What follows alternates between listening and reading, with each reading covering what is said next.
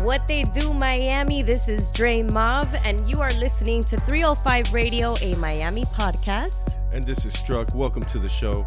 Today's guest is DJ Killa K. Yo, what's going on? What's going on? Appreciate you guys having me. That is what's up, man. What's good, bro? How you doing? I'm doing good, man. I can't complain, man. I'm doing great. Got a lot of things going. Got a lot of things going on, but that's a good thing. You know what I mean? You don't want to have nothing going on. You know That's what I mean? a fact. So, some people are too happy with nothing going on. You know, so you got a lot of things going on, man. That's a good thing. I kind of take it as a blessing, you know, because you don't want to have nothing going on. Yeah, that's a fact. So, you know? I know at 12 midnight, you got yeah, a big man. thing going on. Yeah, what's happening? I can't tap on the table, but yeah, I got a drum roll. Yeah, man. Definitely deserves a drum roll. I got a big album coming out, man, tonight, 12 o'clock, man. It's called Forever Live. I've been working on it. Right. I've been cultivating it, and it's time, man. That shit it's is time liver than ever. Yeah, woo. Yeah, man. I'm just happy, man. I'm just happy for it to come out, man. I've been putting it together, kind of behind the scenes on the low for about a year. Okay. So I'm just happy that it's about that time, man. I can share my art with the world, you know? That's what's up. So before we get into the album and the details and who's on it, who produced it, and how long, and what inspired you, and all these things, right? Yeah, all the great Before things. we do all these things, Yes, sir. tell me a little bit about yourself, man. How long you been in Miami? The whole nine. Man, shoot. We want to start from the beginning. You guys want to start. You guys want to start from the beginning. Okay, nationality, okay, background, we everything. can start from the from the beginning. All right, so my family is Jamaican. I'm of Jamaican descent. Okay. My parents probably moved to Jamaica, I want to say late 60s, early 70s. Okay. All right. Moved to New York from Jamaica. So then I was actually born in New York. A lot of people don't know that, but Okay. you know, because I'm 305 to the death. But I was actually born in Queens, New York. Okay. I was born in Queens, New York, to like I said, Jamaican parents. Then from there, if I want to say from New York, my parents moved down to D.C. to Maryland, Virginia area. So I was in D.C. from probably I was maybe like 3 to maybe 5 years old, or 2 to 5 years old, and then I moved to Miami when I was 5 years old. Thank you, Mom and Dad. Yeah. Well, actually, it would just have to be thank you, Mom, because the reason we moved is because my parents separated. Okay. And you know, my mom, I had an aunt that was living down here, and after you know my mom separated from my dad. She was just, you know, she just wanted to get out the city, so she just hightailed it down to Miami with her sister, which would be my aunt, and I just been here ever since. Dope. So started. I came here when I was 5. 41 now, so that's just what 35 years. Definitely. I mean, you definitely 305 all day. There's no way around that. So it's Dade County all day. I can't remember. I probably went to New York maybe once or twice in my life after I was You straight up Miami, bro. I'm all day, man. Straight up. Okay, you're a little older than me. I'm not going to say how old I am. But we went to school together, so you're definitely all 305. Yeah, man, I'm 305. Like I said, man, I'm 305 to the dive. I've been here since I was 5 years old. That's what's up. And I've just been loving the city. So, yeah, so then, all right, so boom. That's how I got to Miami. Okay. Grew up, let's just see, grew up in, let's just say, I like to say every part of Miami. I was in like North Bay Village. I was in Kendall. I was in Liberty City. I was in all over the place. Yeah, So I was in Miami Gardens. I was like, I done lived in probably every crack and crevice of Miami for the most part. I went to Sunset High School. We'll start from elementary. I went from Treasure Island Elementary. I went to Nautilus Middle School. Yeah, I went to Nautilus Middle School, on the beach. I actually went to D.C. for 2 years to go live with my dad, 7th and 8th grade. I came back 9th grade, went to Sunset. I was in Kendall for a long time. I went to Sunset. I went to Miami-Dade, and I actually went to Bethune-Cookman. Okay. So, me and Dre actually went to school together. That's what's up. So, yeah, I'm a I'm a Miami. Was she DJing back then? Nah, she wasn't DJing back then. But she was training back then too. And we're gonna talk about that later on too. Yeah. She wasn't DJing back then, but so yeah, man. Miami Sunset was the high school. Miami-Dade was the college. I also went to Bethune-Cookman. Then I also went to Tallahassee Community College. Okay. And that's kind of where the DJing kind of started, because I actually didn't do that well in college. Okay. You know, I had to kind of come back, and I was kind of at a crossroads of like what I wanted to do as far as like with my life. School didn't work out, so on and so forth. So not for nothing, I was in the club every night, just partying, doing, you know. As most of us were. Most of us were. I mean, that's the day in most life. of us were. And then I just had an epiphany. I just said, yo, you're in the club every night. Why don't you just be a DJ? You know what I mean? Yeah. I was around DJs. I was hanging around DJs. I was, you know, and I was just doing a lot. And I was like, I just had an epiphany. I just said, you love music so much. Why don't you just be a DJ? And then from there, I just kind of started the process. Okay. Just saved up my little hustle money. I was hustling, you know, selling my little whoop, whoop, whoop. I saved up my little money. Bought some turntables. Okay. This was back What when. what kind of turntables? They were, I want to say, Techniques. Techniques. Yeah, what Okay. Techniques? I 1200s? kind of caught, when I got into DJing, it was kind of the end of vinyl into controllers, Okay. into like I caught the end, like when half of the DJs were still on vinyl and half of them Things were changing. Yeah, so I kind of Yeah. caught the end. I caught the vinyl end or whatever. So I bought two. Actually, it was one Technique, and a computer. And I just, you know, saved up my little hustle money, bought some turntables. I bought a computer, and then I just self-taught myself in the beginning. I just self-taught myself in the beginning. I asked a lot of questions from my DJ homies, whatever information I could just find on how to DJ. And, you know, I used to go in DJ booths, the DJs I know, and just watch them, so on and so forth. And then in the beginning, I was self-taught. So from then, as I'm self-teaching myself, I got into the mixtapes. When I was DJing, I don't know if y'all remember, around the 2000s, mixtapes were big. Hell yeah. Mixtapes are, you know what I mean? Mixtapes the were DJ always drama big. and Yeah, so on and heck so yeah. forth. So I hope y'all are keeping up. So as I'm starting DJing, right, you got to remember mixtapes are big too. So I being around let me just up.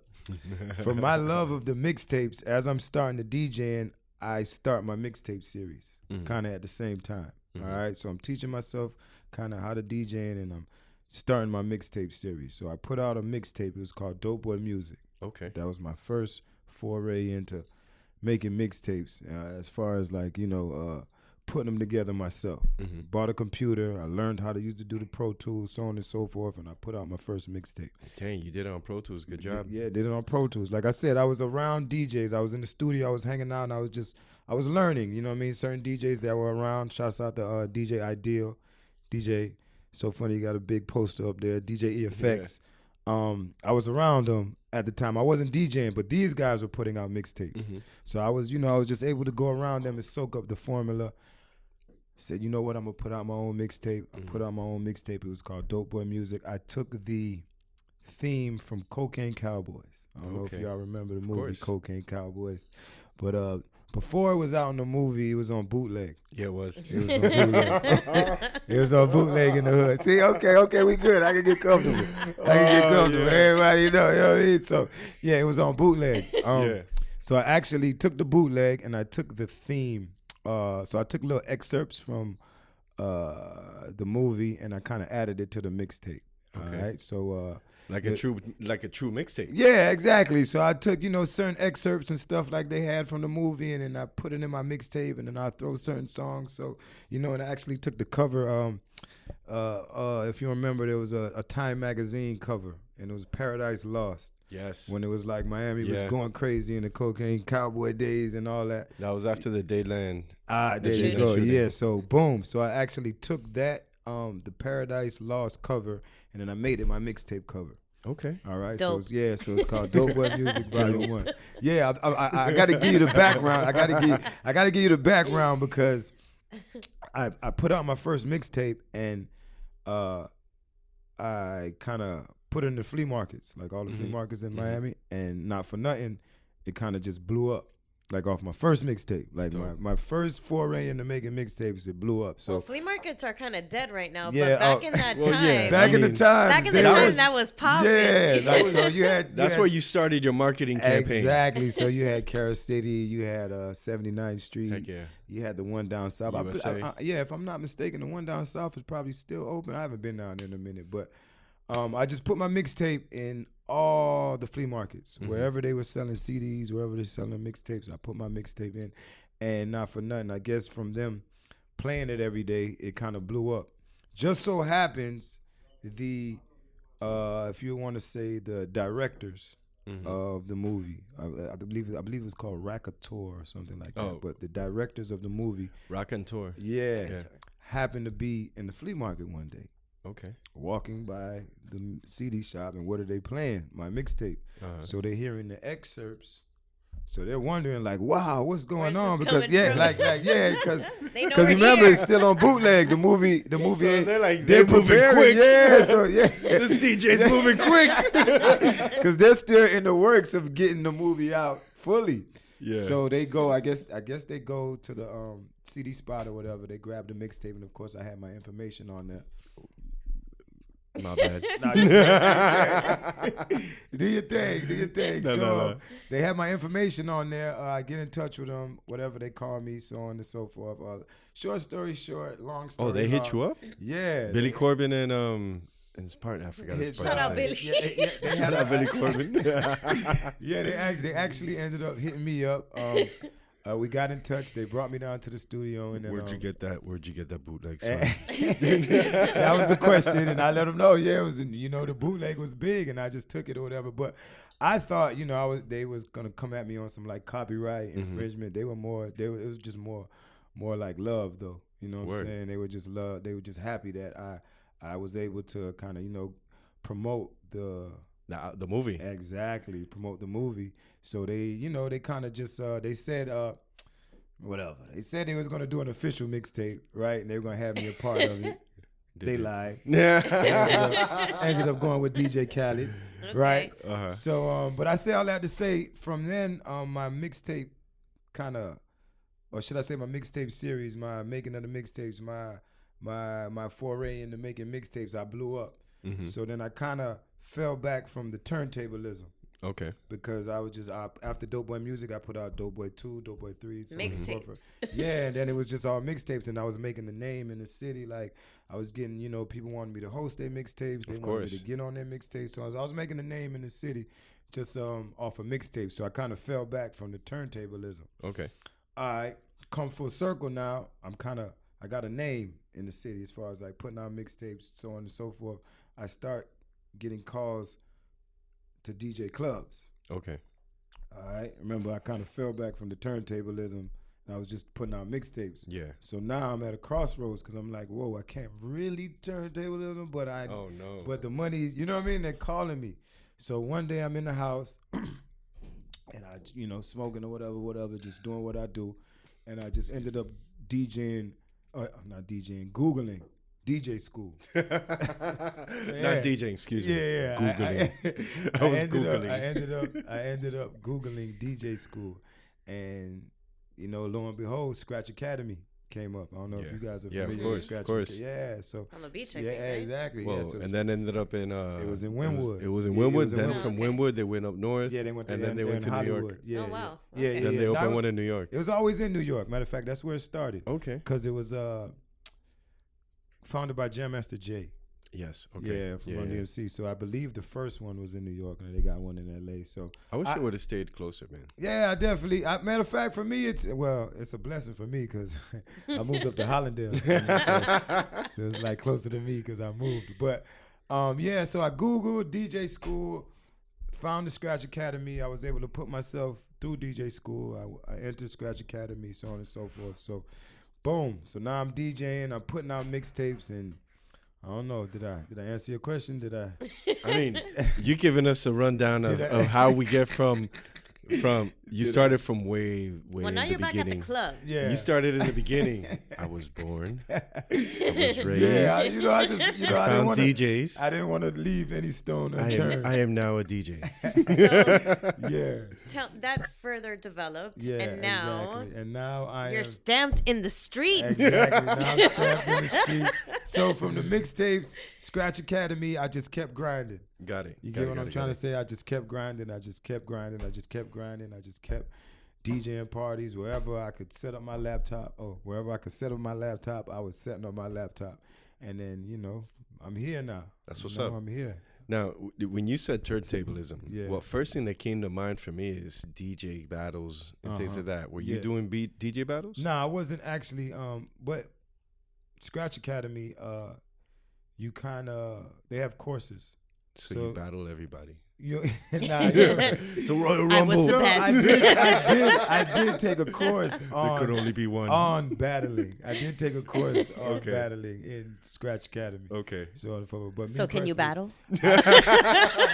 I wouldn't say I'm executioner or Qbert level. Craze? You know what I mean? Or craze, you know what I mean? But I'm all right. We gonna do a versus. Yeah. Do a versus. I'm all right. I give you a couple scratches, a couple 305 Radio, Battle Royal. a couple transformers, a couple, That's what's up. That's I what's can do up. my thing as far as battling. You ever rap? I started in the beginning before DJing, but then I quickly kind of figured out that wasn't my lane. I wasn't even gonna try to even play myself. I figured it out early. I let the rappers rap. I That's just what's up. rap along to the music. But I mean, now that you're in the DJ, so you went to Scratch Academy. Yeah. You got into the club. Yeah. And you finally just after how long were you doing the club thing before? All right. Let me just be specific, because when we talk about club, I started in the strip clubs. You get what I'm trying to say? Most people kind of start, doing parties or weddings, so on and my so cousin's forth. wedding. Yeah, exactly, or high school parties and stuff like that. But for me, I kind of started in the strip club. Got it. How that connection came. The sirens just started. So my first really DJing in front of people was in the strip club. I started in Coco's. That connection kind of came from the mixtapes I was putting out. I kind of hooked up with a DJ clique. They were called Street Connect DJs. Mm-hmm. They were kind of heavy in the strip clubs. If you want to say the founder of the Street Connect DJs, he kind of heard one of my mixtapes, reached out to me, wanted me to be down with the DJ coalition. Yeah. I ended up meeting up with him, so on and so forth. They were big in the strip clubs, and then that connection kind of was how I got into the strip club. So it was through my mixtapes got me into the strip club. Do you find artists trying to break records more in strip clubs? Yeah. More than anything else? Yeah. How successful is that though? It's okay.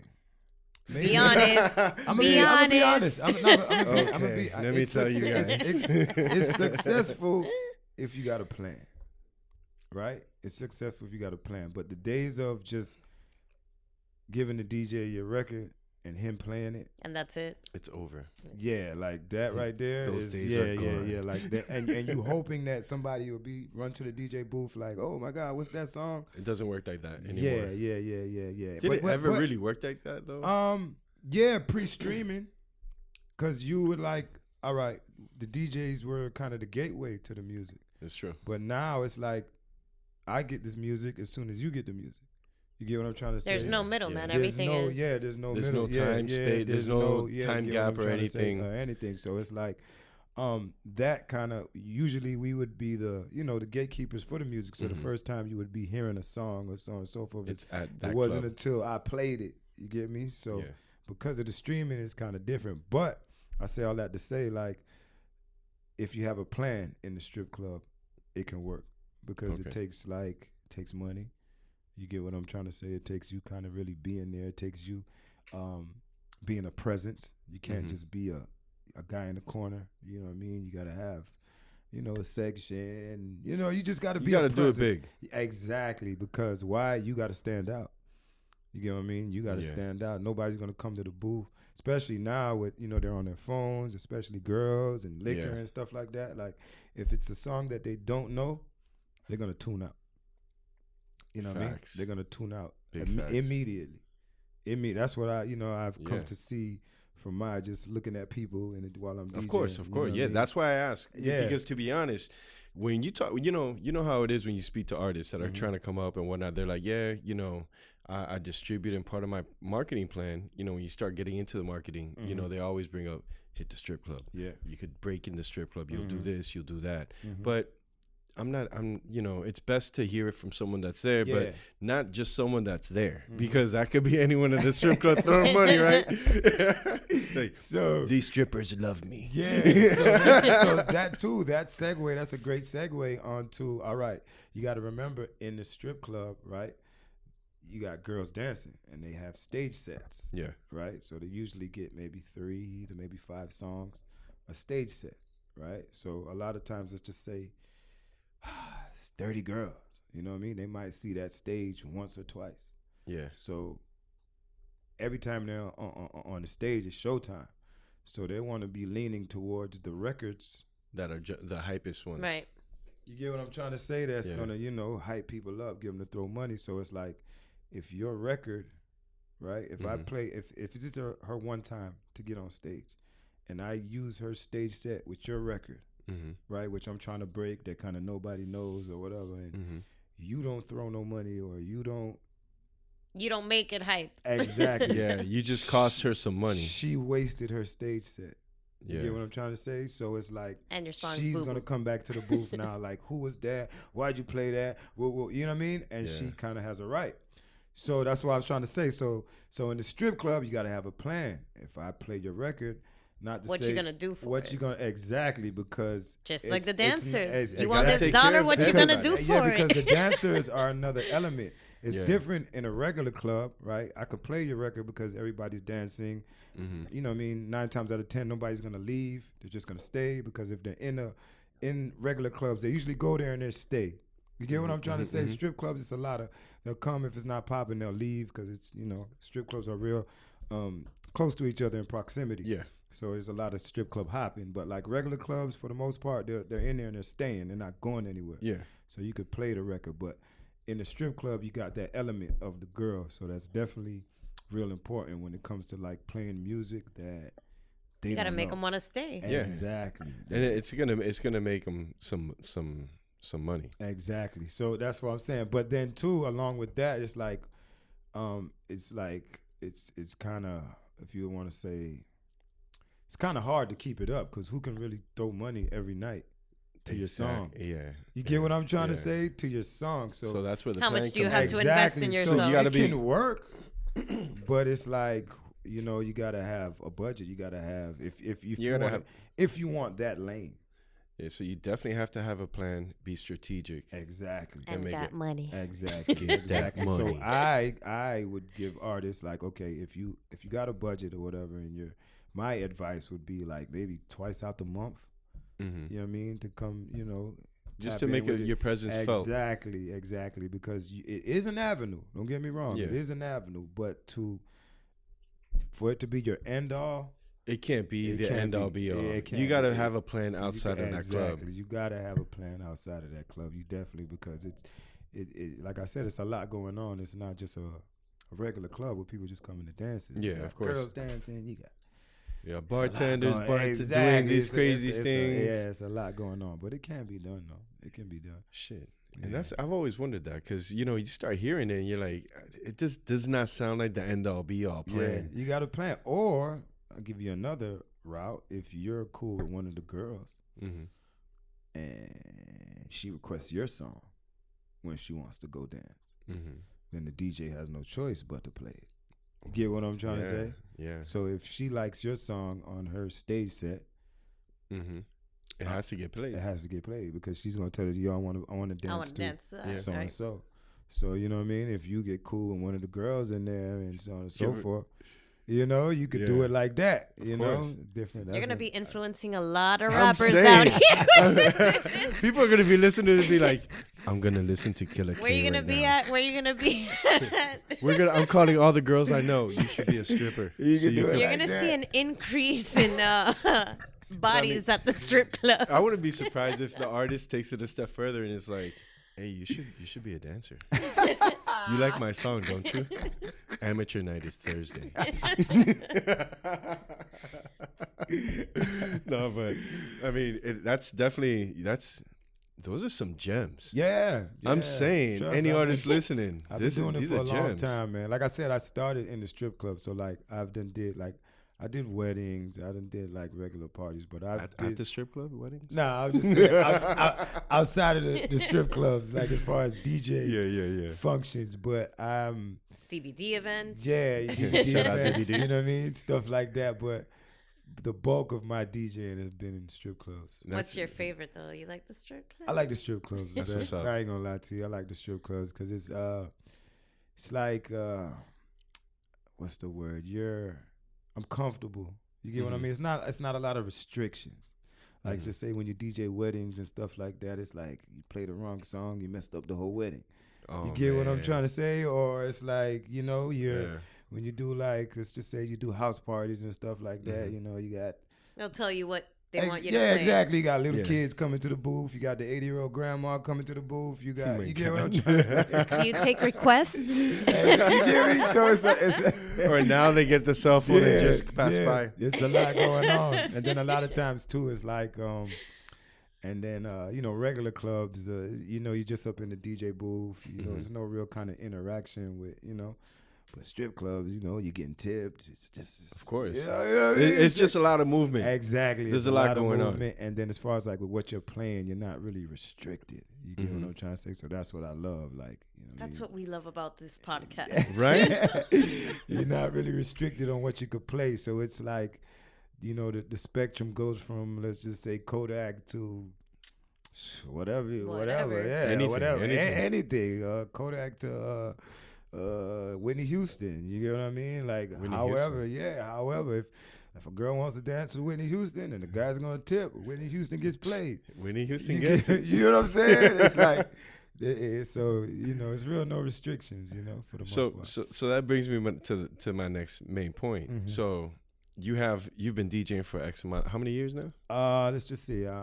Since 2006. 2006, 2007. Yeah, that was when I put out my first mixtape. And then now that you've worked in the clubs, the reason why I asked that is because definitely want to just set the tone for the type of vibes that you're aware of, like you're part of. When you go to a strip club, you got to keep everyone hype. Got to. You got to keep everyone interested. You got to keep the women dancing. You got to be a person. Exactly. And then now you put out an album. Yes, sir. So now I'm thinking like, what's this album sound like? That's a good question. You know what I'm saying? So that's a good question. Tell me a little bit about the album. Who do you have on the album? And more so, before you start going in deep into who's on the album, let's talk about the production. You know what I'm saying? What's the influence? Because Jamaican. Perfect. You got, and what we heard, especially putting it on IG, Miami. Yo, it's so Miami, but you know what it makes me feel like, and I don't know if you might feel me on this. You ever been to Goombay? Yeah. For a second, I feel I can hear this in the Grove. Like I can hear this in the festival. It's festival music. Nah, you right on point. You right on target. So tell me about this album, man. So with the description. So that's the whole thing. You've been setting the vibe for years now. Yeah. So tell me about this album and what made you want to put this album out. Oh man, so shoot, what made me want to put first? What's the name of the album? Whoa, what's the name of the album? The name of the album is called Forever Live. All right. Right. Forever Live meaning I'm a DJ for the Live House, Ice Billionberg. For those who not mistaken, or should I say for those who not familiar. So on the surface, you know, Forever Live means, you know, this live house sound is going to be around forever. Right? That's what Forever Live means. On a deeper level, Forever Live is forever doing things high vibrational. If I want to say, if I want to say like that, you know what I mean. So forever like standing on truth, forever standing on principle, forever standing on righteousness, forever standing on health. You know what I mean. So on and so forth. That's the deeper level into what Forever Live means. And well, the album just came out because I felt like I had more I wanted to put into the universe as far as like with my ideas, sounds, productions, artists I wanted to work with, you know what I mean, producers I wanted to work with. I felt like I wanted to put some things into the universe that's gonna stick that you can't really do from the DJ booth. Word. You know what I'm trying to say? I got a lot of, you know, because I'm just deeper than the DJ, if that makes sense. And I felt like the only way to put my thoughts and my feelings and my views into the universe is through music. You get what I mean? It's art, man. Yeah, definitely. So I felt like that was the transition. That would be I don't want to say only, probably the only transition as far as like DJing is to making the music that I'm playing. You get what I'm trying to say? Making the music that's the people are dancing to, making the music that are making people think, you know what I mean? Making the music that are making people, you know, feel good. It's expression. Exactly. That type of expression is universal. Exactly. So that's for me. That's why I got into it. So So is this something that you produce yourself, or yeah? You got other producers? So what it is, I salute DJ Khaled. If you want to like compare it to anything, it's me picking the beats, it's me picking the artists, and it's me kind of getting in the studio with them, and we just putting together magic. You get what I'm trying to say? I'm coming up with the ideas for the records where I want these artists to go. Directing and producing and Are we gonna hear you saying DJ Killa? Nah, but I do on this album. I am saying a couple of, if you don't want to like motivational kind of things, or I kind of tap in and give you a couple bars, not necessarily rapping, but I'm doing my DJ thing and I'm talking on the records. You feel like dropping bars? I don't got no bars for you, but at 12 o'clock tonight, I got an album full of bars. That's what's up. From some of the dopest artists in Miami. Who are some of the collabos on there? All right, so some of the collabos on there, I got Ice Billion-Berg. I got Mirror Monk. I got Gang Gang. I got Lil Dread. I got Bushy B. I got who else? I want to make sure I'm not forgetting anybody. I got some new artists by the name of Ziana, Davi Soul. Who else on there? And then probably just keep the rest a secret. I don't want to put too much out there, but it's a lot of new artists, new producers. I'm kind of, because the Live House has been around for a long time, and for anybody who's not familiar with Ice Billion-Berg, they've been putting it down in the city for a long time independently. Yeah. So, I recently have been appointed the head A&R to the Live House. So this project is kind of if you want to say, the new wave of the Live House. You know what I'm trying to say? The new sound, the new... setting a new standard for high vibrational music. High vibrational music. That's what I like to call it, because I don't want to put it in too much in a box, but I kind of feel like I call it that because of the life state we was in while making the music. You get what I'm trying to say? Because whatever life state you in, it directly affects the people around you. Yeah. You know what I mean? It directly affects your environment. Very true. It directly affects how you think, so on and so forth. So I call it high vibrational music because, me and my partner Ice Billion-Berg and the producers that are on the album and the artists that are on the album, I consider them high vibrational beings. They was all high. Exactly. That's all it is. Exactly. So that's why I call it Get on my level. Yeah, that's why I call it high vibrational music, man. I don't want to put it in the box, but if I had to describe it, that's what I would. I love that you're not trying to put it in a box. Yeah, because more so than anything else. Yeah, I don't want to put it in a box. I don't want to say it's this type of music. I don't want to say it's that type of music. I just it's good music. It's great music. It's great energy I'm putting into the universe. So this first single, yes, we got a music video. Yeah, we got a video. Dre, Talk to me about that. Dre, tell us about the music video. I'll let Killa K tell us about that. All right, man. So it's a dope video. I actually shot it at Wax Crushing Wednesdays. Okay. You know what I mean? I actually Well, shot part of it because there's a lot of different parts. The other part, you know, I want to. All right, well, just come on, exclusive. So I actually shot the first part at Wax Crushing Wednesday, and then the second part I actually shot at Florida Memorial. Okay. I had actually got a chance to shout out to the director too, JB and Sutherland. I actually got who's very talented, by the way. Yeah, I got the Florida Memorial Marching Band. Oh, JB, I met him. Yeah, at an event not too long ago. Yeah, a couple years ago. He actually was able to pull some strings, and I was able to get the whole Florida marching band. Get out of here! That is dope. Marching band, and I was able to use the gym. They rented out the gym to us for about 2-3 hours, and I was able to get the whole band in there. So it's a dope video, dope energy. That is hype though. Great colors, great energy. You know, it's a dope video, man, for the single that we actually got out now called Forever Live, produced by DJ Huff. It's produced by another DJ. Okay. And where can we find it? It's right now. It's streaming everywhere. The single is streaming everywhere. It's on Apple Music, Spotify. It's on all streaming platforms. Are you gonna make a video for every track? That's the goal. That's the goal. I got 11 tracks. I'm trying to do 11 videos because I feel like I got 11 stories to tell. I mean, and once you're done with the 11th, you should do a 12th as a recap. I mean, got to. Makes sense. I like that. I like that idea. I'm saying it's just like a good nice idea. little series. Yeah, I like that idea. But yeah, definitely trying to shoot a video for every one of them because I feel like I got 11 stories to tell on this album, 11 different vibes.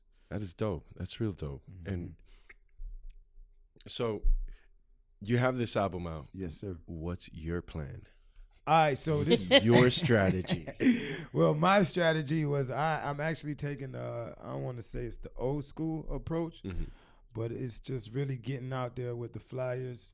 Okay. I wish I had CDs, but now it's just QR codes. I'm saying, you know right? Yeah. Before it used to be do you remember sampler tapes? Yeah, come on. It used to be the mixtapes. You had to get out there and out your trunk, really, you know. Yeah, you had to go in on it. Yeah, for now it's just QR codes. So I'm gonna take the same approach as I would with my mixtapes back in the day. Mm-hmm. You know what I mean? Just being everywhere with them, and the flyer with the QR code. So that's I'm going back to guerrilla promoting. Mm-hmm. I'm going back to just getting out there to the people. Of course, we're gonna do some internet things and so on and so forth, but my focus is just really getting out there to the people, getting out there to the events, getting out there with the product. You know, that's gonna be my approach. And then I don't think you're sticking to just Miami with this album. Nah, we going everywhere. We going everywhere. I'm actually taking it to Atlanta. I'm actually taking it to Orlando. It's everywhere. Like I said, I don't want to put it in the box. It's universal music. It's Florida culture, but it's universal music. Okay. If that makes sense. It does. You know what I mean? If that makes sense. Hell yeah. Yeah. That Miami vibe. Yeah. You can't go wrong with that. Miami and Broward. We got to throw Broward in there too because actually the producer on Forever Live, the singer, is actually from Broward. Shout out to Broward, though. Exactly, like, I can never hate on Broward, bro. We always talk about that because back in the day, it seems like there was such a thing between Broward. It was a disconnect back in the day, but I think nowadays it's we're breaking ground, and the more we come together, the more unity we have, the better. I think it's just like, it's just one. I wouldn't, I just say Palm South Beach Florida, too. South Florida too. Florida, all of Florida. It'd be dope. It'd be dope to just see, like, if you have a huge event where it's just Miami, like Dade County artists and Broward artists are sharing the stage. Sharing the stage, that'll be dope, man. That is one of the I would want to say one of the things I would want for the future of South Florida. We make it sound like it's so impossible though. Like, like those guys are going to hate us. They hate us already. We just need more industry down here as far as like with the music in Miami and South Florida. Well, we don't really have dig a lot into of that a little bit. Yeah, all right. So it's like Miami's more. If I want to, and it's just my personal opinion, don't take this as that truth. That is a disclaimer. It's a disclaimer, everybody watching this or hearing this. I feel like Miami is more party town, vacation. You know what I mean? We don't have a lot of, when it comes to the music, like industry. So we don't have a lot of people down here that could kind of press buttons in if you want to say these big labels or, you know, they're in position to make, you know, certain moves for artists. You know, what I We mean? kicking the door down exactly. We definitely are. We definitely are. Don't get it twisted. We definitely are for the most part. But I just feel like until we get like kind of like that, then, you know, we'll, you know, because, you know, they always want to compare us to Atlanta, Houston, LA, New York, and so on and so forth. But these cities kind of have, you know, real music industry or real music, like, you know, labels and, you know, so on and so forth. A lot of times when they come to Miami or the big wigs from Miami, they come in to party. Yeah, they're vacationing. I mean? Yeah, they're not really working. Exactly. They're not really working. And then too, it's like, it's also as far as like with Miami music and just, you know, broad music. If you just want to say the local artists, it's kind of like it's a disconnect, I would say, as far as like where their music is getting played. You feel what I'm trying to say? So let's just say it's not a thing of working together. It's about where it's going to get played. Because back to what I was saying, this is my whole thing of what's going on, so on and so forth. All right. Disclaimer too, because like I said, it's different now. It's streaming, so you don't necessarily need the club anymore. Got it. If that makes sense, you know. Not the strip club. Yeah, you're talking club, about strip club, any club. Yeah, you can hear the clubs music in general, anywhere where there's. Yeah, you don't necessarily, as an artist coming up, you don't necessarily need the club. And I'm a DJ telling you that. Yeah. You get what I'm trying to say? Because with streaming, you know, we get the music the same time everybody else gets the music. So if you have a fan base or you have a so on and so forth, you kind of X the DJ out. All right, I don't want to say X the DJ out because that kind of sounds bad. It does, but I get what you mean. The DJ is no longer, like you said, the gatekeeper. The gatekeeper of the music. So like it's at least down here for show. Like let's just say a big executive from Atlantic Records, right, comes down. All right, he's probably gonna go party on South Beach. Facts. Right. Probably gonna go. It's probably gonna be his first kind of. And that's not the real Miami, everybody. You know, and I don't want to take anything from South Beach and what they do over there, but 9 times out of 10, you're not gonna. It's a tourist trap. Exactly, you're not gonna hear the hot local underground dude that's popping. So let's just say, David Jacobs from Atlantic Records, right? Let's just say he's in one of those spots on the beach, right? If he doesn't hear. You know, little AK-47 from Opalaka, you know what I mean? How is, for the most part, he's going to hear his music or know that he's even out there. He's even out there unless he kind of comes over the bridge. Very true. You know what I mean? To the other spots that's, you know, kind of playing the local music for the most part. So I think, too, that's just my personal opinion on another disconnect of where the music is getting played at. To whereas if one of these big dudes from one of these record labels are in the city and they're like, whoa, who's that? Because everybody's, you get what I'm trying to say? Yeah. For the most part. I think it's interesting because the typical conversation is you should see a lot more unity and yada, yada, yada. And the first thing people think about is, oh, if Dre is in Broward and I'm in Dade, we should work together. And it should be easier. But you're taking it to another level here because you already worked together. Yeah. You already did the record. Yeah. So now we're talking about get your people to play the same record and I'll get my people to play the same record. Yes, sir. So when you say there's a big disconnect, how do you think, where do you think the big disconnect is in having these records played? Let's just say for the most part, all right. I'm gonna I hate to like do this like the example, like the comparing, in contrast and stuff like that. But it's like, okay, let's just say, and I'm gonna put Atlanta out there, right? Yeah. If I go to a club in Atlanta, right? 90% of the music I'm gonna hear is what? From Atlanta, yeah. If I go to Houston, 90% of the music I hear in Houston is gonna be from Houston. Not in Miami. You know what I'm trying to say? But if I come to Miami, you know, it's like all other music except our own. Even in the strip club, even in the regular club, it's all everything else. Exactly. So if you're not, as a DJ, if you're not kind of championing Miami music, if you're not kind of making an effort to kind of, you know, really play it, you know, it's tough. You know what I mean? I mean, is it something where that has to be part of the artist's marketing plan to be able to pay the DJ and pay multiple DJs, or all right? Where's the fine line? Yes and no. Where's the gray line between love and business. Okay, that's a good question. And are you going to play a whack record just because they pay you to play That's a it? good question. I mean, you're gonna play my B side. I asked That's you a to good pay question. my A How side. much you going to pay me? That's a great question. That's a great question. You're only playing my instrumental, not my vocals. That's a great question. All right, for me, I'm just gonna speak personally. I never was too big on taking money to play records, right? Because not for nothing, I come from a Buddhist background, and for me, that was an attachment. You know what I'm trying to say? And I'm big on not creating attachments, right? And when I say attachment, it's like, okay, I take this guy's money now, I have to play his record. I have to, you know what I mean? And let's just say it doesn't work, or you get what I'm trying to say? You're attached to it now. Yeah, like you get what I'm trying to say? Yeah. I just, I'm going to feel bad if I take this guy's money and he's keep paying me and the record's not doing anything, but I'm still taking his money. You get what I'm trying to say? So for me, I wasn't big on it. I've done it in the past. Don't get me wrong, I'm not going to say, but I kind of stayed away from it, right? Got it. Now, for me, how it works,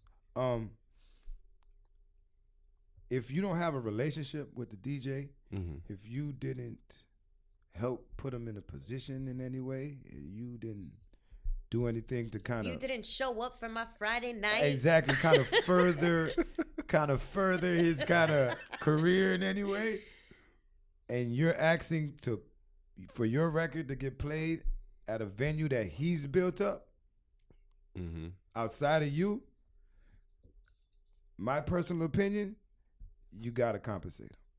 Facts. Right? You have to compensate him. Why? Because you're asking to move your dope in his trap spot, if that makes sense. It's exactly what it is. You get what I'm trying to say? Yeah. Because this is a crowd and a venue that he's built up. And you're wanting now to get your music played in front of his people, his venue, so on and so forth. I say it has to be compensation. Business is business. You get what I'm trying to say? now, but all right, now let's just take the money out of it though. If you're a DJ at the core, you just want to play great music, right? You just want to spin good music. So if the record is dope and you genuinely like it, big word, big word. You genuinely like the record, right? As a DJ, you're gonna play it, because you genuinely like the record. You want to hear it. You want to jam to it. So if you cultivate a relationship with a DJ, like however you do it, whether you hit him up on Instagram, whether you come by his spot, however you cultivate, and you let him hear your music, and if he genuinely likes it, 9 times out of 10 he's gonna play it. If he's like a DJ like me, you love music, you want to put people on the music, so on and so forth. But if you don't cultivate a relationship, you just coming up on something like, how you doing? I'm so and so. Can you play my record? You gotta break bread. I'm with you. Know what I'm saying? Or you gotta bring a really dope track. You gotta bring, you know what I mean? 'Cause like, all right, too. The record could be super dope too. Don't get me wrong. The record could be super dope too. But it's like, if you haven't cultivated a relationship with me, some way, somehow, and you just random night in the club play this, it's got to be some compensation. Got to be something. You know what I'm trying to say? It's got to be some compensation, because two things you're doing, right?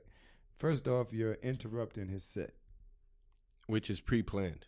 Exactly. You know what I mean? Which is pre-planned. Okay. More so in regular clubs and strip clubs, it's kind of just on the fly. Yeah. That's why I kind of love strip clubs, you know what I mean? Because you're not kind of really caught up in your set. Yeah. Because in the strip clubs, you could come in with your set, but if this girl want to dance to this guy want to... It's happening. Your set is gone. You get me? Your set is gone. You know? Oh, yeah, my bad. Your set is gone. So, yeah, back to what you were saying, it's definitely got to be some type of compensation. It's got to be, some type of, look out. You look out for me, I look out for you on the DJ end. So with that said, now that you brought up the whole strip club and the whole shit, you ever been told to play something and you're like, what the fuck is this? Yeah, okay, wait. Plenty of times. Wait, before I do that one, your question. I've never took money to play a record that I didn't like. Got it. But DJs do that. You get what I'm trying to say? DJs do that. They'll take, you know what I mean? And I mean, you can't blame them for it. If the guy's in the club, he's spending money, he feels like this is his record, And this is his moment. And this is the one. Moment. You get what I'm trying to say? He's dropping $500. I mean, don't get me talk. Don't get me wrong. Money talks. Play it twice. Money talks. You know what I mean? But I personally never did that because for me, that like, you know, it's just it spoils the game. Like it's not. You know, I'm not going. At least my people or my crowd, I'm not going to subject them to anything that I kind of really don't like. You know what I mean? There's been music that I haven't been like 100% with. Mm-hmm. And I played, but anything I really like, just don't like. I'm not gonna take your money in. You know what I mean? I'm not gonna. You get that. Let me get. Hold on. Let me hear this. What was your question again? You're there at the club. Yeah. Dancers like, listen, play this song. You play it. You prep it up, and you're like, what is this? Nah, it happens all the time. All the time. I'm gonna tell you when it most happens. When it most happens to new dancers. Like they're kind of like they're first, they're just starting because they have a preconceived notion of what a stripper's supposed to be. Exactly, or what they're going to go up there and dance to. Exactly. Going to do. Right? So they'll go up there with just say, all right, for most beginning dancers. Right? No. There's levels to it. Yeah. Like, do you have a beginner's playlist? Yeah. Like most. All right. It's just from my experience, right? In the beginning, they kind of think it's like they're gonna go up there and it's gonna be like sexy. Mm-hmm. You know what I mean? So do that again. Yeah, they're like, so they're kind of lean toward like, let's just say, The Weeknd or something like, you know what I mean? Maybe SZA or, you know what I mean? Damn. Nah, seriously. So they'll come to you and they'll ask like, yo, can you play, let's just say, SZA or something like that, or Janae Aiko, or, you know what I mean? Something like that, to as they feel like they've been practicing or whatever, and you know they got their hole in their head. The whole sultry routine is ready to go. So they'll go up there, right, not knowing the crowd wants to hear Lil Baby, Future. So you get what I'm trying to say? So they'll go up there and they won't get any reaction and kind of like bomb because they kind of had a preconceived notion of this song is gonna, you know, what it's I mean? Gonna be okay, but exactly, but it's really not. It usually. Don't use the beginner's playlist, ladies. It always goes bad. So for my dancers getting into it, if you're listening to it, just kind of go with the club flow. You know what I'm trying to say? Get there, kind of just, you know, get in where you fit in. Exactly. Be liver than ever. Exactly. See what the guys are tipping to. You get what I'm trying to say? Just kind of be a fly on the wall before you kind of go in there and kind of think. And then it'll be the opposite. You know, girls are getting in there and think like, the super fast. I gotta twerk. I gotta like making a style, you know. You get what I'm trying to say? Yeah. So, and that won't work sometimes either. So it's just too much. Yeah, exactly. So it's just it's like a fine line of understanding what club you at, what's going on, what the people like. You know? But that happens all the time, man. That is wild, man. Yeah. Because you think about it, like you must see some shit in the clubs, I done seen. He done seen everything. I done seen everything. The good, the bad, the ugly. I got stories on top of stories. What's the worst? The worst. All right, because it gets. All right, I'm gonna keep it upbeat. You know what I mean? Because hold on. Miami, like, let's not do. All right, let's not do worse. Out here, guys. Let's not make it worse. Where I'm gonna feel bad for asking. That's what I'm saying. So I'm good. I just won't that. But I actually see. All right, I give you a quick story. And you know, whatever, man. I hope she's not anonymous. Not, you can keep it all anonymous. We'll edit this out tomorrow if necessary. But give us a story. Hope she's not ever gonna watch this. You know what I mean? But one night, I'm not going to say what particular club, but, you know, I'm DJing and a girl, you know, it's just a regular night. She goes up there doing her little stage thing or whatever. Now, she has a ponytail, long ponytail. Oh, you know, boy, this is going to end bad. You know, of course, it's weave or whatever, right, so on and so forth, but it's a long ponytail, right? Okay. So she goes and she does her trick, whoop, whoop, whoop, whoop, whoop, whoop, spins, comes down to the ground, boom. She doesn't get up. She's just like on the ground. So I'm, 30 seconds, 40, coming to a minute. I'm like, what's going on? Her ponytail is stuck on the pole. Oh, no. Oh, my God. On the pole. How it happened, I don't know. She can't move. Can't move. So she's here, stuck. Like, just stuck. So so what do you do? A minute two. I'm in my phone at this point. Because what's going on? I'm not paying attention. He's like, all right, I'm just gonna wait till she gets up. Yeah, I'm just thinking she's on the ground doing something or whatever. Does she need faster music? This is part of the routine. I see the bartender come from behind the bar with a knife. So at this point, I'm like, whoa, what's going on? So, luckily the club's not too packed. It's just a couple of people. So she literally had to go up there and chop her ponytail off. Good thing it was weave. I thought you were about to say. Exactly. Good thing it was weave. Because good thing it was weave. Chop her ponytail off, right? So she could get loose from the pole. That was just one of the... Yo, as soon as you said you noticed the knife, I thought you were going to John Wick this. Nah. I wasn't going to go that way. I wasn't going to go that way. But, that's one of the stories I done seen. That's pretty funny, though. Yeah. Talk to me about balance, Killa, because you do personal training. Yes, I do. You're out at the clubs. Yes, I do. You're making music. Yes, I do. You're out at events. Yes, I do. And you're always talking about your Buddhist influence in your life and just your spirituality and sharing knowledge. Yeah. So how do you keep that balance from being with the girls, twerking and doing all this stuff and then kind of toning it all the way down? I like to say I try to be the light in the darkness of the Miami nightlife, if that makes sense. I try to, even though I'm in the trenches of the trenches, I try to just still kind of be the light.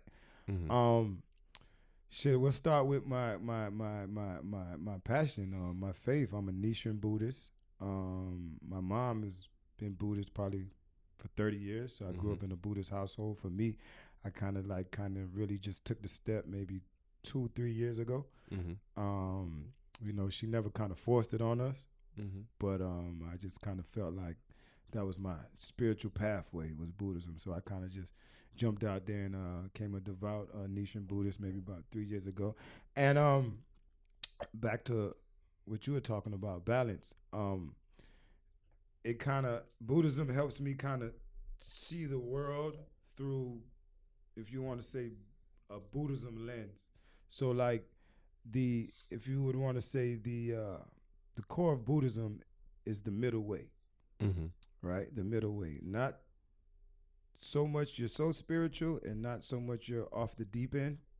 You're just kind of in the middle, right? So it teaches you and gives you kind of guidelines on how to stay in the middle, right? Things like, let's just say, back to what I was saying, attachments, or anything of the material world is going to fade. Having a devout belief in the law of cause and effect, right? Now, for nothing, that's probably for us, the biggest, if you would want to say,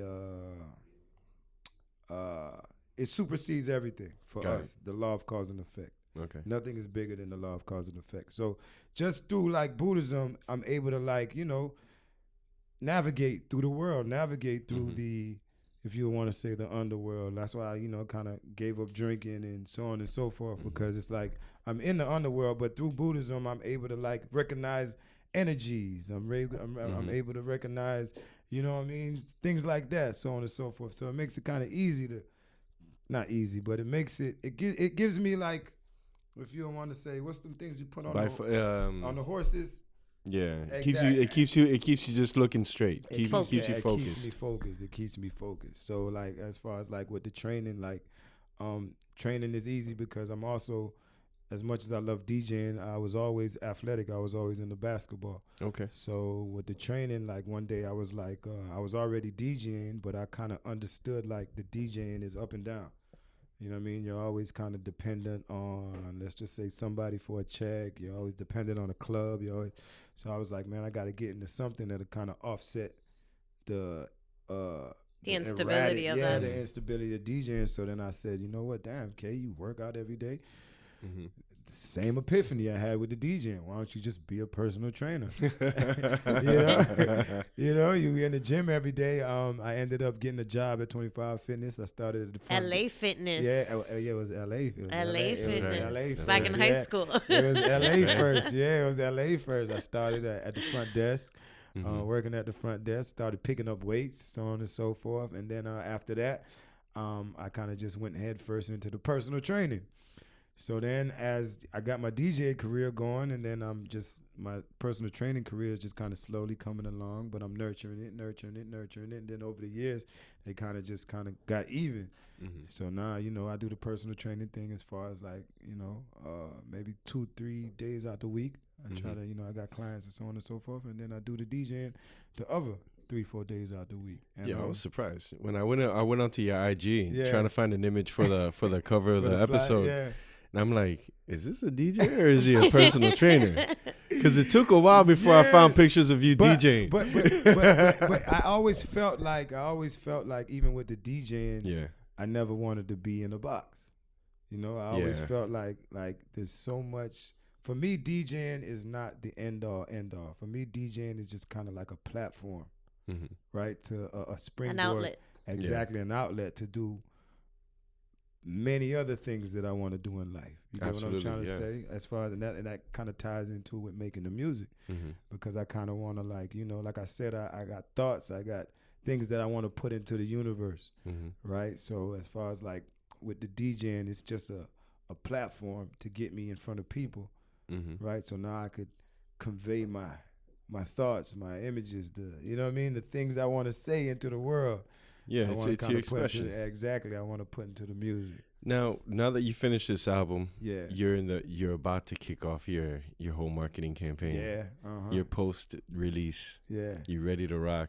So while you're doing this, are you already thinking about your next project? Yeah, because for me, and this goes back into the Buddhism thing. Like, it's not an attachment. Like you make the music, you put it out, and then you're on to the next. On to the next. What I'm trying to say, you do yourself a disservice attaching yourself to it, because then let's just say it's dope and everybody likes it. You get what I'm trying to say? You get caught up in that, everybody liking it, let's just say nobody likes it, right? You'll get caught up in that, So it's just putting your art into the world and then on to the next one. Appreciate it, accept and move on. Like, Basquiat didn't make just one painting or got stuck with, you get what I'm trying to say? Very true. It's you put your art out there and then create more art, and then create more art, and create more art. It's always about more, huh? Yeah, and then to as when you turn around and you look back, you got a gallery full of art, And you're well on your way to filling out that gallery. This is the first project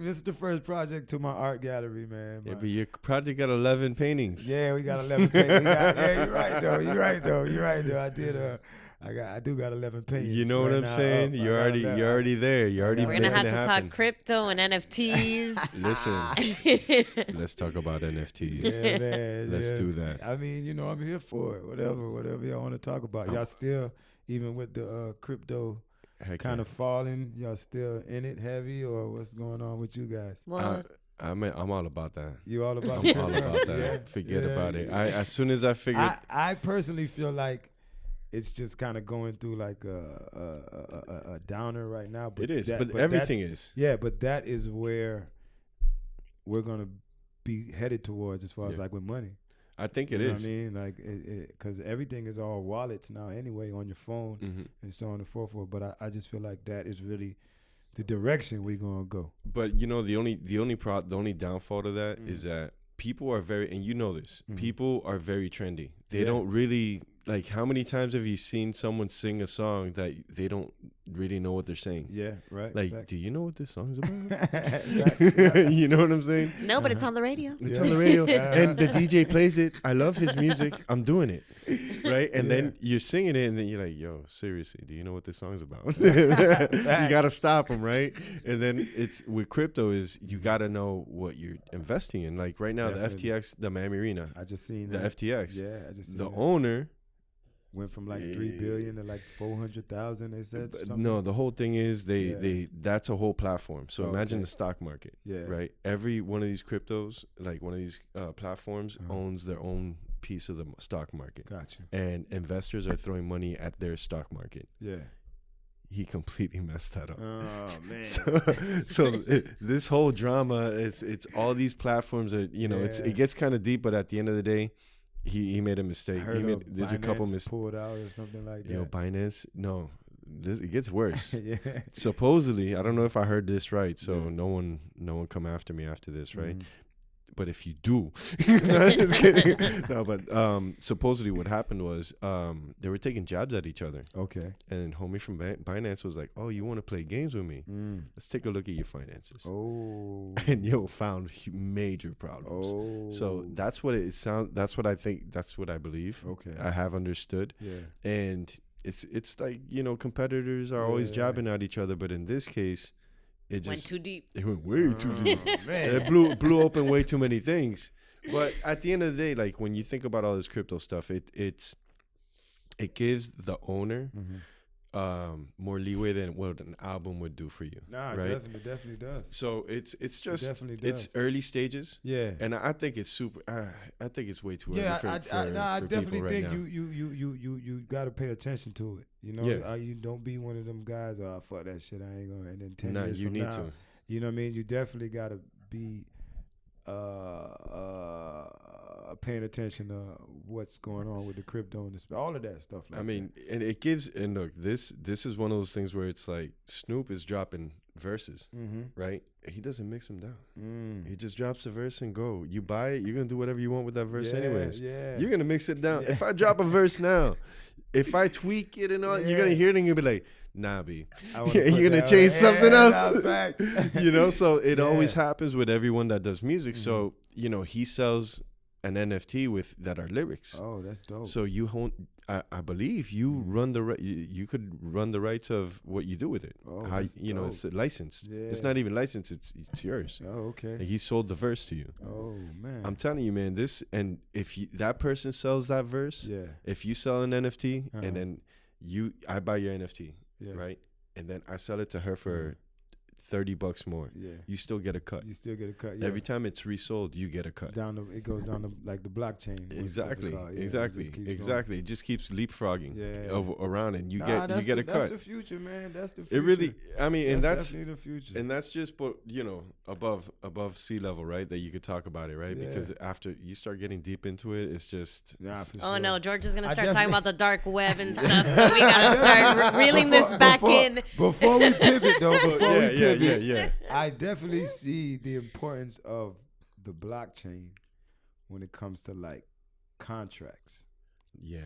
Right? When it comes to you gotta give credit where it's owed. Exactly. When it comes to like contracts, like, because a lot of times, let's just say me and Dre going to a contract or whatever, like, usually the terms always kind of change. Exactly. Over the years, some people, you know what I mean? But when you put it on the blockchain, it's forever. Doesn't matter what changes. Exactly. It doesn't matter who's in their feelings, who's not in their feelings. It is what it is. It is what it is for, what's the word? Perpetuity. Yeah. So I definitely see the importance of the blockchain. Yeah, and that it's growing into the event world where it doesn't really make sense for, like, they try to throw it into everything. Yeah. Right? And music, it picked up, but it's not. It's not 100 right now.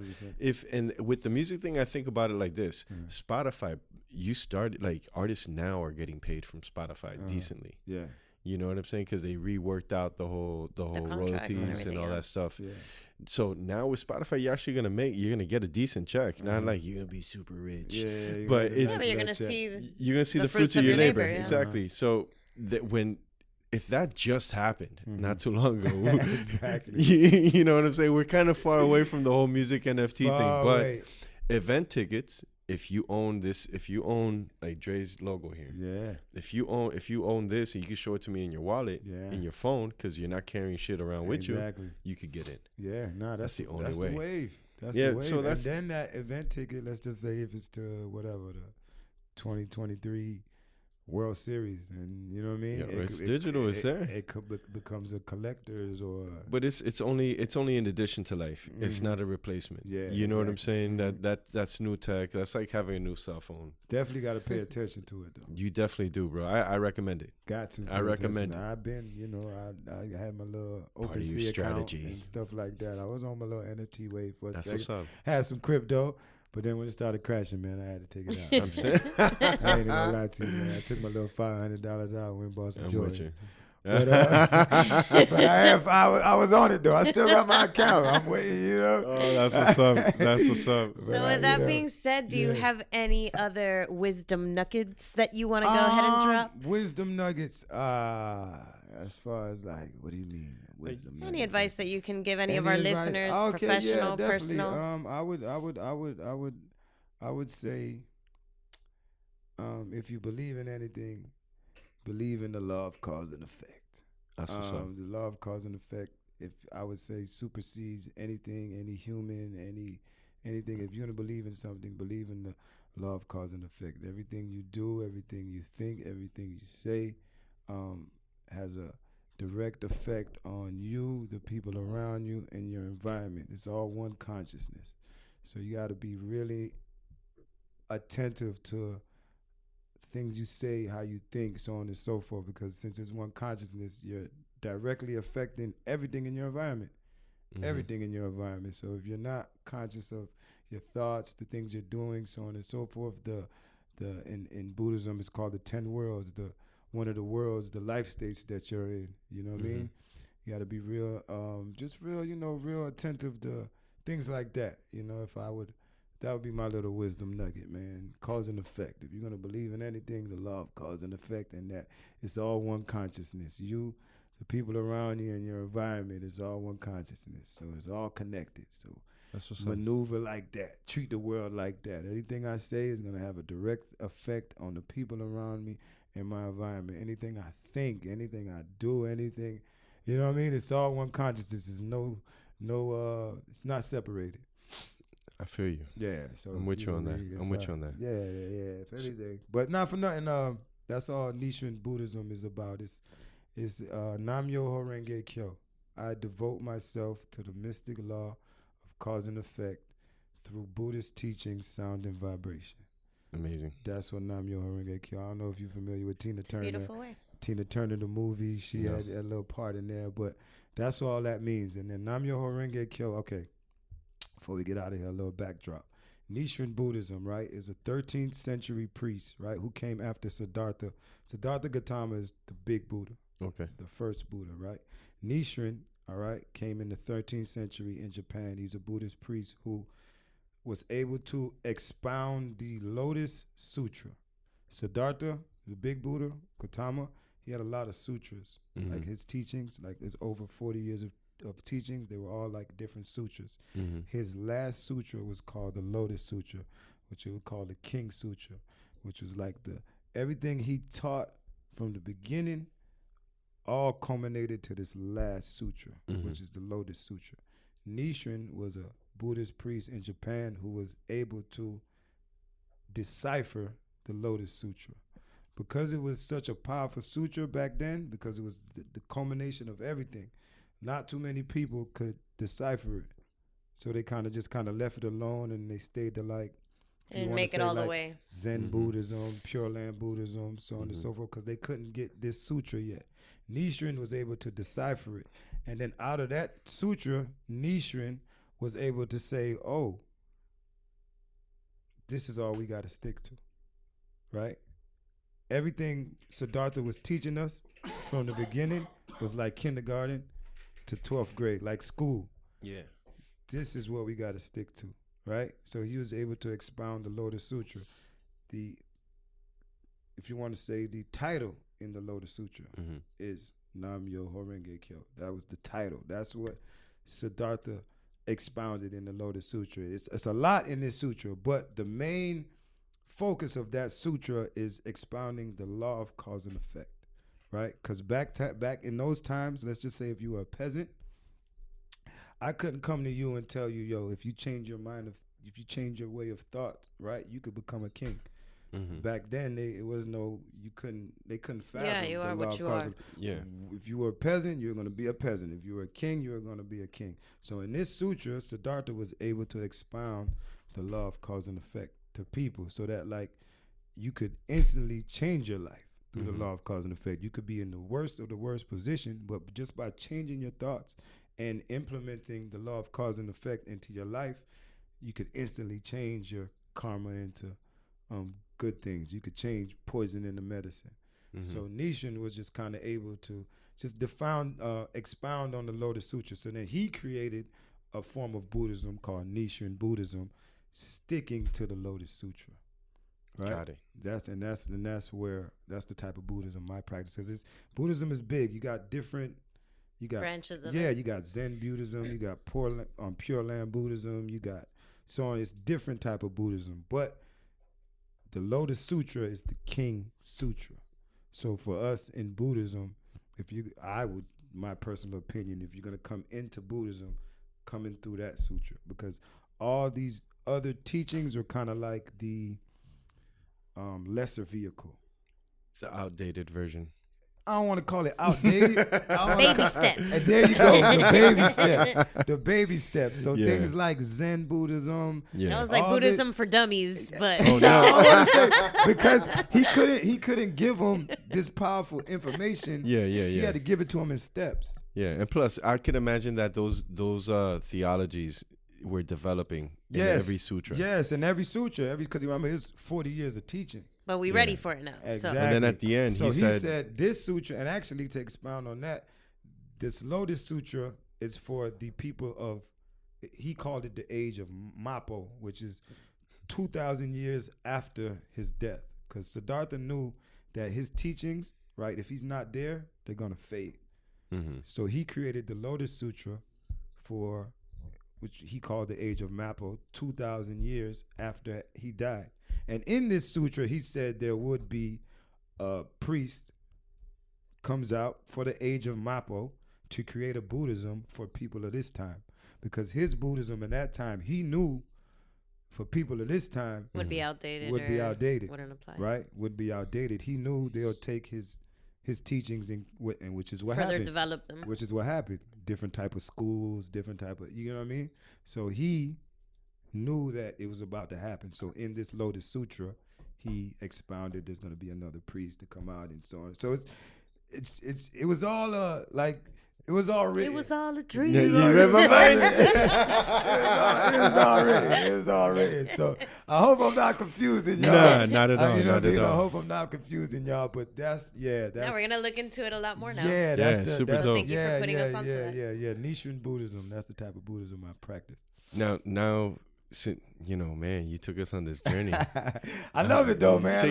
Journey. Like I love religion. I love theology. I love history. Word. Those are my things, and I always say like, a lot of people they just kind of get stuck in religion, but you got to really do you got to do history outside of religion. Yeah, do due diligence, that makes man. sense. You get what I'm trying to say? You got to do it because a lot of times people get stuck up in these books, right? But you got to like do history along with, you know what I mean, what they're kind of teaching you in these books. It's just like everything. Don't believe everything you see and read, and just kind of right? see, see if it adds up, the times and so on and so forth. See, so that's a rabbit hole. I was gonna say this is like a whole other podcast. I've been all of that though. So if ever you want to bring me back to talk religion and so on and so forth, that's theology, man. I'm all about that life. Talk theology. I'm all about that. Talk ideologies and let me tell you, so ideologies and theologies and everything aside, right?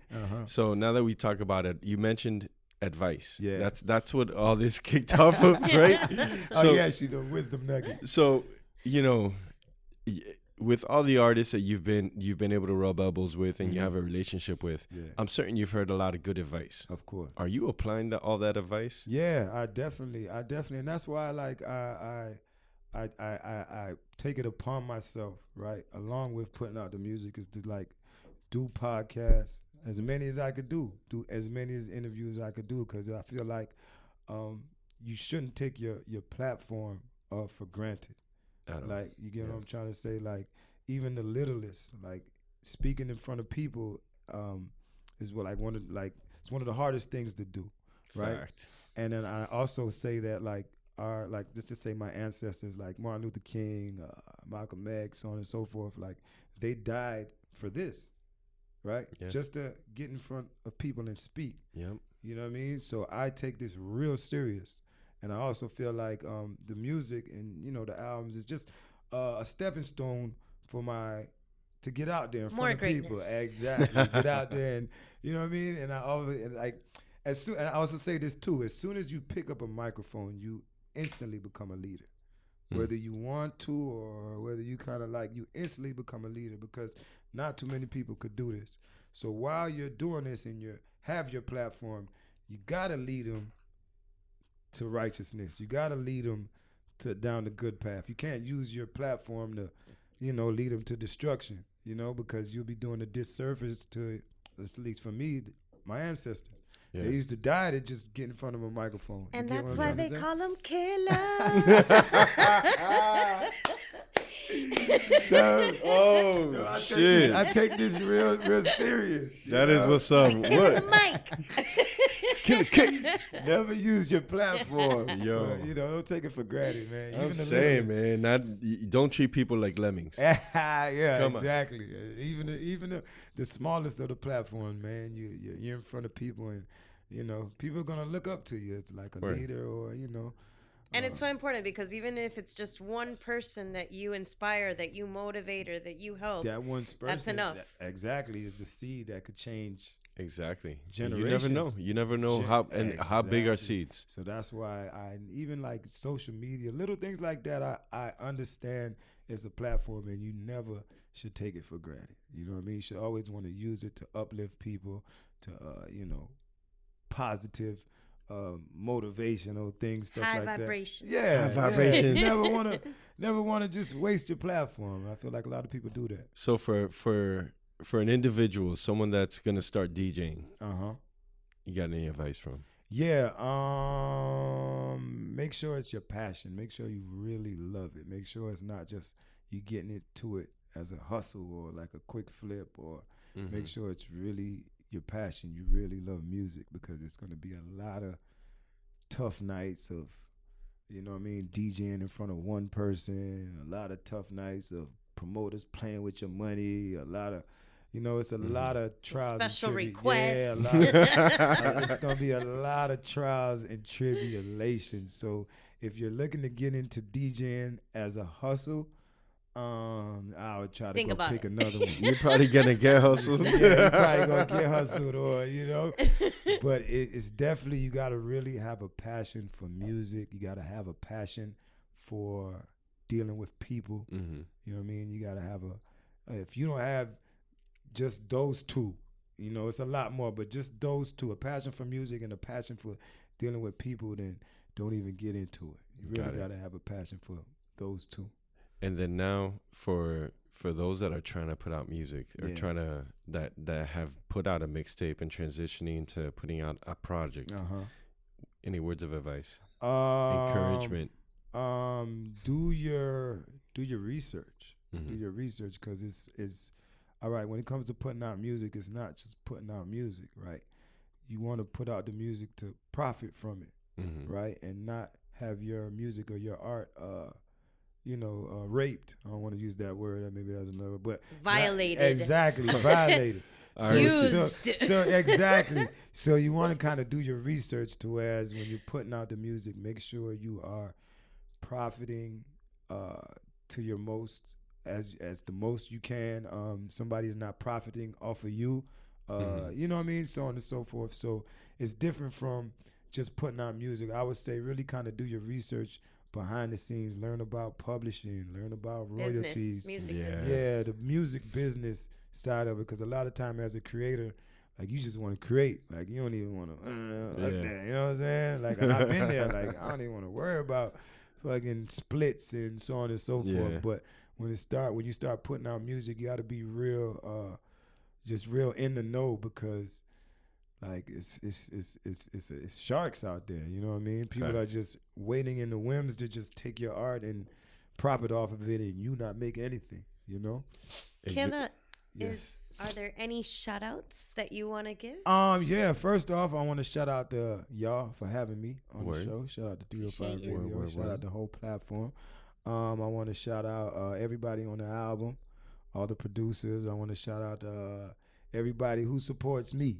God damn it, if you support me, shout out to you. I love it. Shout out to you. Hell yeah. Killa, where can they find you on social media? Where can they find the music, the video? All right, so we need to know the social, then the music. Okay, so the social is at DJ Killa K 305 _. That's my new page. My old page was hacked. It's the K Murder page. I don't be on that no more. Damn. So it's at DJ Killa K 305 _ on Instagram. Where I'm at. I'm on TikTok too. K-Murder 305. Twitter, K-Murder 305. My website, lotuslife.shop. Okay. Yeah, I got merch and stuff you can actually purchase too, so you can check me out there. So lotuslife.shop and at DJ Killa K 305 _ on Instagram. Okay. For the most part, I'm and probably on Instagram the most. And then the music, Forever Live, the album will be on all streaming platforms tonight, 12 o'clock tomorrow. Okay. So y'all could just, get ready for it. Well, by the time when they hear this, it will already had come out a couple days. Yeah, so just go and listen to it just on whatever platform. If you haven't already. I'm talking about Pandora, Spotify, you name everything. It's going to be everywhere. It's going to be everywhere. The video is going to be out. The video is going to be out. It's going to be out on YouTube. And Okay. I'll probably go upload it tonight when I get out of here. Okay. Yeah. So get ready for it. That's dope, man. Thanks so much for coming out. No, I appreciate part y'all of the having show. me, man. I just wish, we could have some more time. I could do this all night. Man. So I appreciate y'all having me. And Yo, like I said, if you ever want to bring me back. Well, you got your next project. We got some religion to talk about, so you'll be trust back. Man, we got some theology to pick apart. No, you definitely got. I'm here for all of that. Dre actually gave me a tour of the station. Might want to do some mixing and stuff back there. I think so. I'm gonna be here, man. Yeah, we're here at the Tubox 101.1 FM studio. We're recording the podcast at. Okay, that's where we're at. Tubox. That's where we at. Okay, Tubox. Yeah, so shout out to Tubox, man. Our community station. Yeah, hopefully you can listen to us here live. Hopefully on Saturdays. Hopefully y'all be seeing a lot more of me, That's man. what's I up. love the vibe. I love the energy. Yeah, man. Yeah, absolutely, man. absolutely. People, man. Shit, and let me tell you, man, this has been a great talk. Anything you're doing, you already know you got our support. I appreciate that. Definitely want you back. And we could chop it up, throw some theology Come in the on, mix. man, I'm here for all I'm of saying, that. I'm all about this. Conspiracy theories. Conspiracy theories, crypto, and We can NFTs. go down the rabbit holes. I'm here for all of that. Listen, man. it's not just going down the rabbit hole. It's like literally skydiving into the rabbit hole. So I'm fair warning. Yeah, we not for nothing. Before we get out of here, nothing is conspiracy anymore. So that's how I feel about that. I feel like nothing used to be back in the day. It's all possible. You remember back then it would be like, like, yo, remember Wu-Tang's talking New World Order? Yo, are there aliens? Nah, there really are aliens. You know what I'm saying? It's nothing is like conspiracy. Nothing is too crazy anymore. And no one denies anything. Like aliens. Yeah, I mean, the government just made a post about that. They're all left-handed. I don't know. So when it comes to like conspiracy theories and all of that, man, it's a different world, man. You Just already know. believe. Just believe all that you it's could not all impossible. you can do is just adapt to change. Very That's all facts. you can do, man. Don't fight it, just join the game. Ladies and gentlemen, that was DJ Killa K. Oh, man. Appreciate y'all, man. Thank you Thanks, so much y'all. for coming on, Oh, man. and love and peace and blessings. All right, man. Peace. Peace.